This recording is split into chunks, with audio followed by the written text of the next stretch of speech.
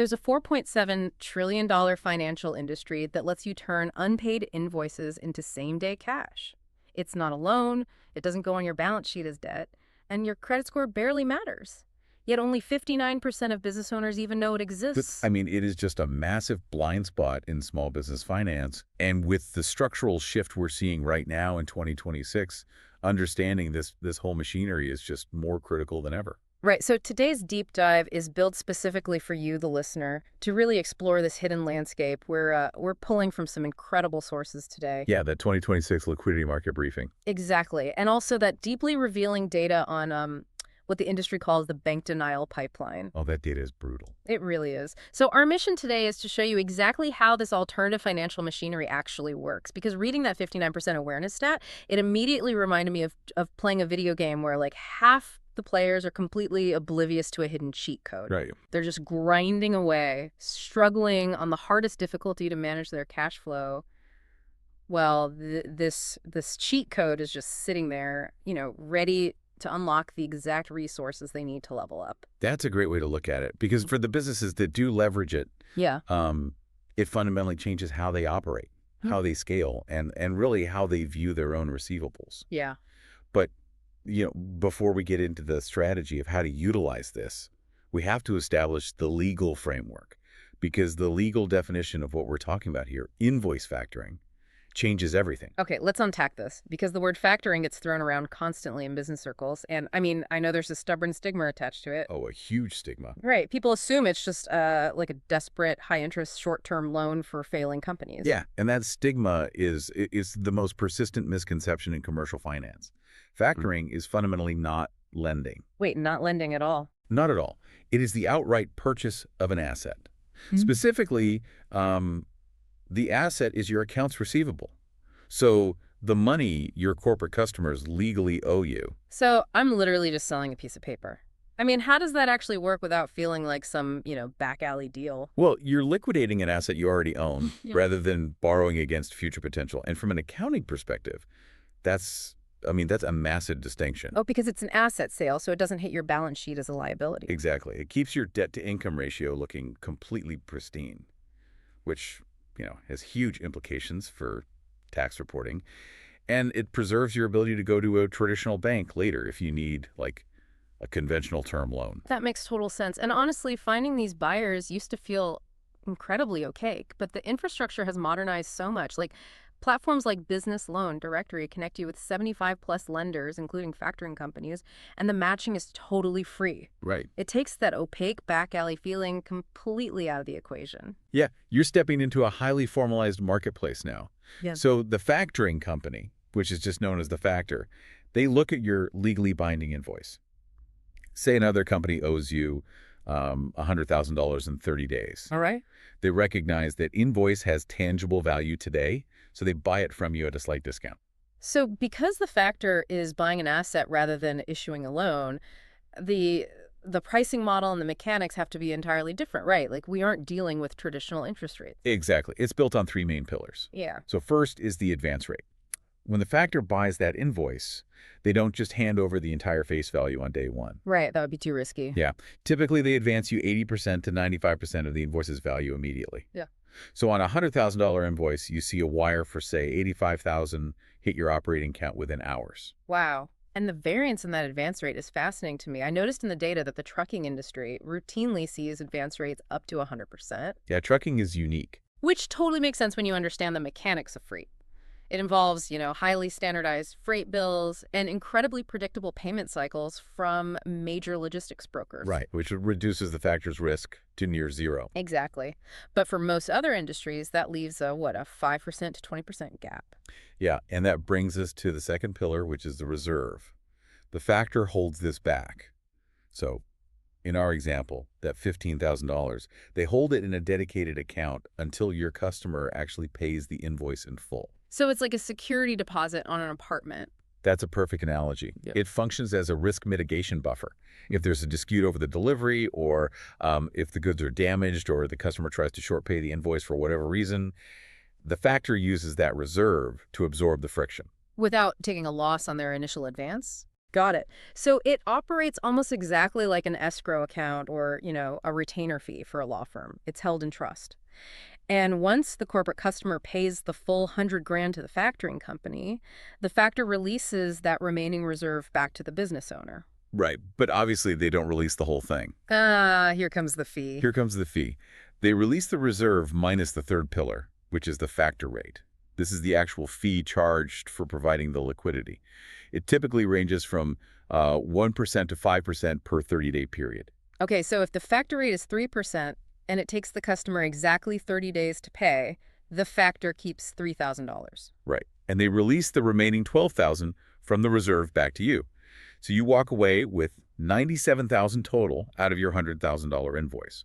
But you have the working capital to run your business a whole month ahead of schedule. Exactly. That's incredible. And hey, if this is opening your eyes to options you didn't know about, hit subscribe. We cover funding strategies like this every week. But if we connect this to the bigger picture of risk management, we have to look at what happens when the customer simply defaults. Oh, yeah. And this brings up the crucial distinction between recourse and non-recourse factoring. Yeah. This is where you really need to read your contracts carefully. Right. So in a recourse arrangement, which dominates the market, by the way, you, the business owner, retain the ultimate credit risk. Meaning if my customer goes bankrupt and doesn't pay that invoice, The factor will demand you buy the invoice back. You have to return that $85,000 advance. oh man, which means scrambling to find 85 grand you've likely already spent on payroll. Exactly. It's a nightmare. But the alternative is non-recourse factoring. Here, the factor fully absorbs the loss if the debtor becomes insolvent. Wow, really? Yeah. You're essentially paying a slightly higher factor rate to bundle credit insurance alongside your liquidity. You wash your hands of the insolvency risk entirely. That is a huge safety net. But understanding how that risk is priced brings up a larger operational question, like who is actually willing to eat these fees on a daily basis? Yeah, because paying 3% of your gross revenue sounds steep. Right. Until you understand the reality of B2B contracting, the primary users here aren't failing companies. They are high-growth B2B Wow. firms dealing with, well, delayed gratification. Yeah, that's exactly it. If you're a supplier or a manufacturer, you rarely get paid on delivery. Corporate giants force you into net 30, net 60, or even net 90 payment terms. And that terminology is the crux of the cash flow gap. A net 60 contract means your client legally has 60 days to pay you after you deliver. So your cash is completely trapped in that outstanding invoice for 2 months. Right. But your operational reality doesn't run on net 60. Your payroll, your commercial rent, your suppliers, they demand payment today. Factoring bridges that temporal gap, which totally explains why the heaviest users are in industries with massive capital velocity needs. We're talking trucking companies, staffing agencies, manufacturers, and government contractors. Oh, government contractors especially. Yeah, take them for example. The bureaucracy of the federal government means payment cycles are notoriously slow, sometimes well beyond 90 days. But that contractor had to buy the steel, pour the concrete, and pay the labor force on day one. Right. They literally cannot scale if they are forced to wait for the government check to clear before starting the next project. Isn't there a stigma here, though? I always thought factoring was a desperate move for failing businesses, not a strategy for healthy ones. Well, that's the thing. This introduces the concept of the velocity of capital. For a healthy scaling business, taking a 2% or 3% haircut on an invoice is just the strategic cost of growth. Oh. It allows them to immediately redeploy that capital into the next load of freight or the next huge manufacturing order.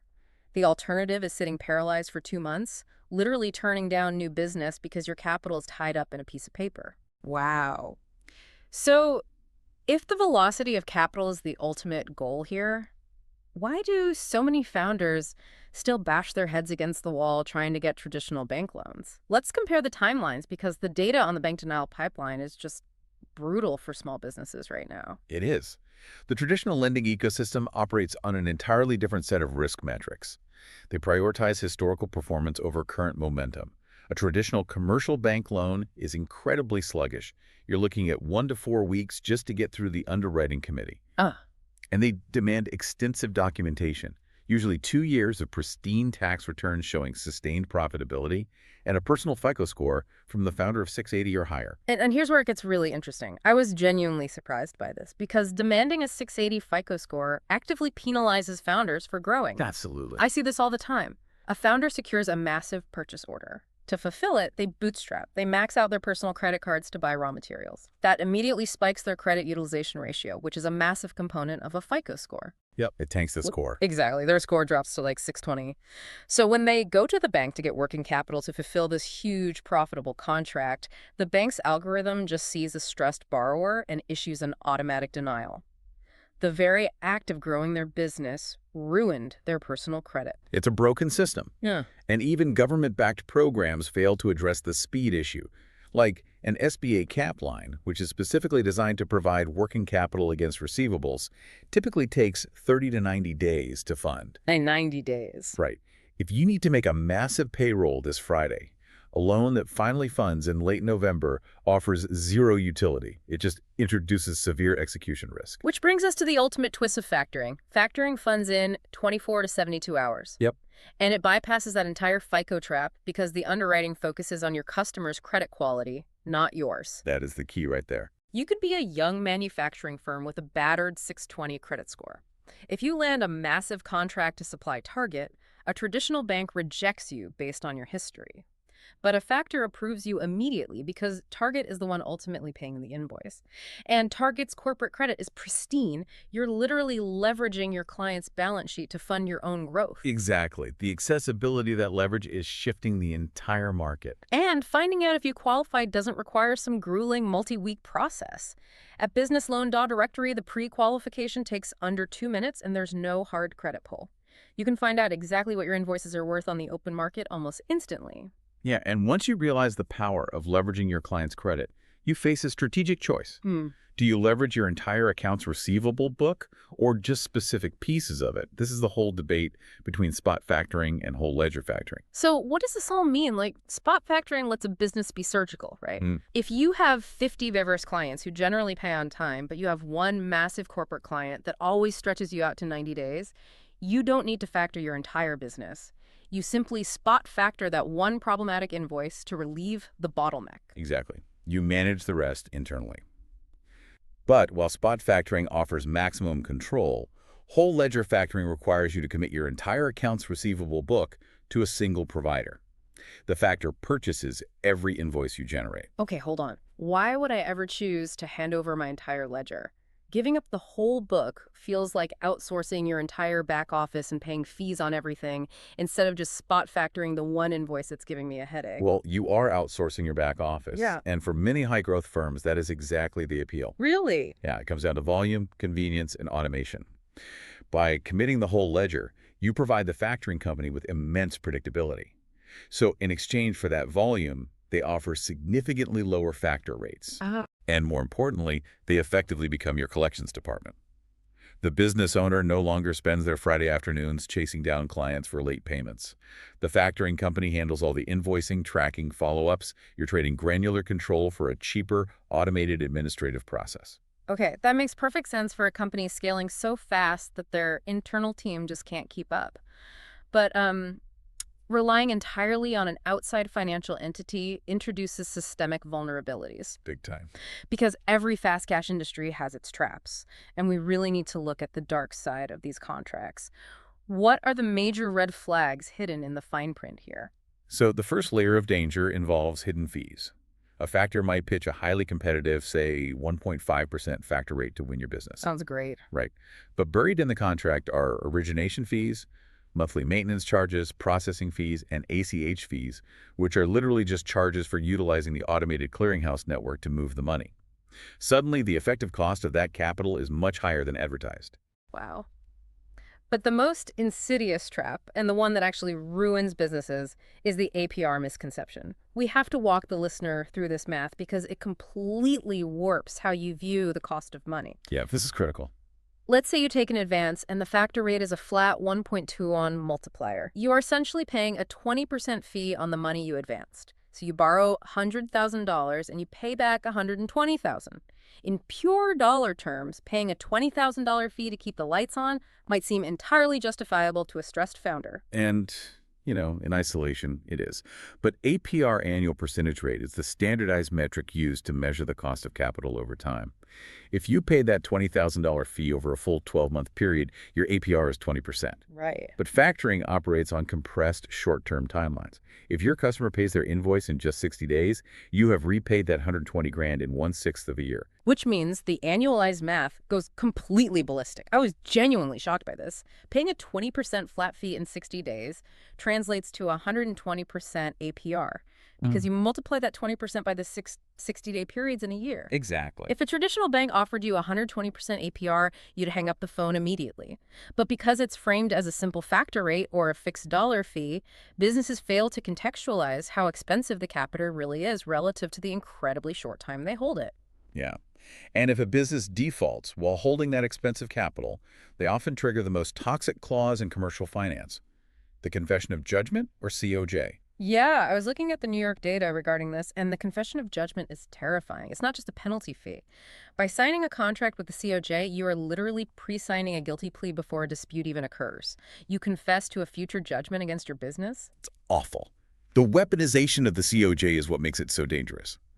If the funder decides you've defaulted, they bypass the trial process entirely. They don't have to sue you. They don't have to serve you. They just take that signed COJ directly to a judge, and without a hearing, they obtain a legal judgment to freeze your operating accounts and seize your assets. It completely bypasses your right to due process. It's no wonder financial advisors flag any contract containing a confession of judgment as an absolute deal breaker.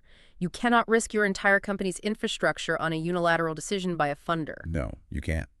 And because clauses like the COJ have been abused historically, the regulatory environment in 2026 is aggressively stepping in to clean up the industry. Finally. Yeah, we're seeing a massive shift at both the state and federal levels. Let's look at California first. They just rolled out Assembly Bill 483. This legislation enforces strict transparency and explicitly caps early termination fees at 30% of the remaining contract amount. Because historically, if a business found a cheaper rate with a traditional bank, factors would hit them with these exorbitant termination fees to prevent them from leaving. Yeah, they lock you in. Right. So why did regulators settle on 30%? It's a calculated compromise. It balances the factoring company's right to their expected yield with the borrower's freedom of movement. It prevents punitive lock-in, ensuring that successful businesses can graduate to cheaper, traditional bank debt once their balance sheets strengthen. And the federal courts are moving even more aggressively. I read the analysis of the recent Anadrol ruling, and it's fascinating how courts are untangling these contracts. Oh, the Anadrol ruling represents a huge paradigm shift. Courts are closely scrutinizing predatory factoring and merchant cash advance deals. They are asking a fundamental question. Who actually holds the risk? Yeah. Remember, factoring avoids banking regulations because it is classified as a true sale of an asset, not a loan. Right. But if the factor aggressively uses recourse clauses, personal guarantees, and COJs to ensure they get paid regardless of what happens to the invoice, they've shifted 100% of the risk back to the borrower. Precisely. And the courts are ruling that if a funder shifts all the risk to the business owner, the transaction fundamentally loses its status as an asset purchase. It is recharacterized as a disguised loan. Which is a massive tailwind for borrowers, because the moment the court recharacterizes that contract as a loan, it immediately becomes subject to state usury laws. So if the effective APR hits that 120% we calculated earlier, it violates usury caps, the funder loses their protections, and the contract can be voided or severely restructured. This is a rare moment where regulations are actually acting as a tailwind for small business borrowers, making alternative capital safer.